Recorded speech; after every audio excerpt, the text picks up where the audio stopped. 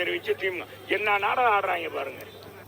ராணுவ வீரர்களுக்கு ஏன்னா ராணுவ வீரர்களுக்கு நான் போர்லையா போய் இதுலையா போய் சண்டையா போட்டாங்க. இல்லை தொழில்நுட்ப வளர்ச்சி இந்த கருவியெல்லாம் வாங்கி கொடுத்தது மத்திய அரசு, வாங்கி கொடுத்தவர் பாரத பிரதமர், கேட்டவர் ராணுவ அமைச்சர் ராஜ்நாத் சிங், உள்துறை அமைச்சர்கள்.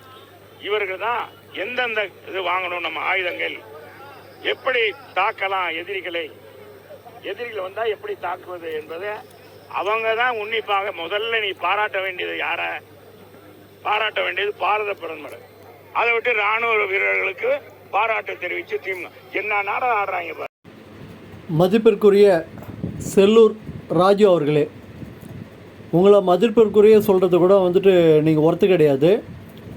தர்மாகோல் புகழ் செல்லூர் ராஜு அவர்களே, உங்களுடைய இந்த பேட்டி கேட்டு முன்னாள் இராணுவ வீரர், இந்நாள் இராணுவ வீரர் எல்லாருக்கும் அப்படியே ரொம்ப பெருமையாக இருக்குது.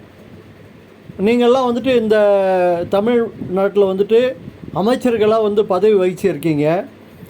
உங்களுக்கெல்லாம் இந்த பேசிக்கு நாலேஜ் கூட கிடையாது. இராணுவ வீரர்கள் போரில் அவங்களுடைய வேலை என்ன, அவங்க என்ன பண்ணுறாங்கன்ட்டு நீங்கள் என்ன கேட்குறீங்க? போரில் சண்டையாக போட்டாங்கன்ட்டு. இராணுவ வீரர் சண்டை போடாமன்னா நீ உங்கள் ஒப்பனும் உங்கள் பிள்ளையுமா போய் சண்டை போட்டீங்க? யார் சண்டை போட்டது? யார் உயிர் இருந்தது?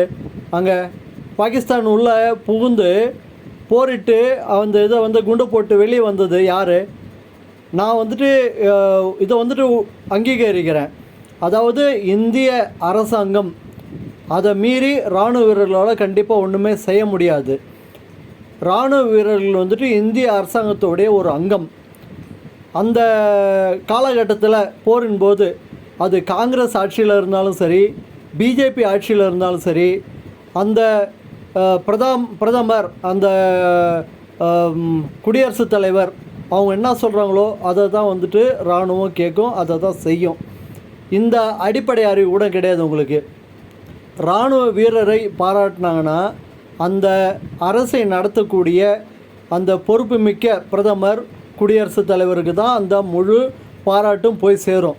இராணுவ வீரரை பாராட்டுறாங்கன்னா அது பிரதமரை பாராட்டின மாதிரி தான் அர்த்தம்.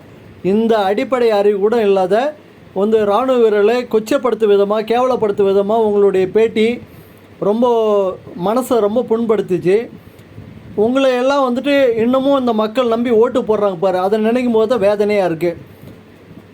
இப்படிப்பட்ட அரசியல்வாதிகள்லாம் தமிழ்நாட்டில் மட்டும்தான் பார்க்க முடியும். ஐயா ரொம்ப நன்றிங்க ஐயா, உங்களுடைய இந்த பேட்டியை பார்த்து ரொம்ப சந்தோஷமாக இருந்தது. நன்றி.